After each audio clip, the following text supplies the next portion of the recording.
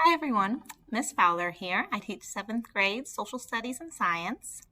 For social studies, we're teaching geography this year, so human and physical geography. And for science, we're teaching life science. So we're talking about cells all the way up into the full body systems. Talk about how organisms live and adapt to their ecosystems. Okay, at this time, I'm going to show you a tour of my room.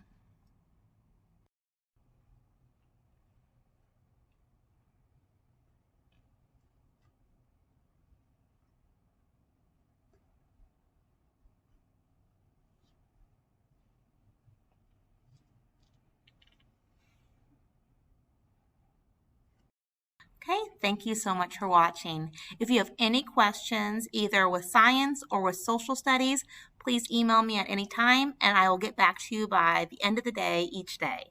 Okay, thank you. Bye.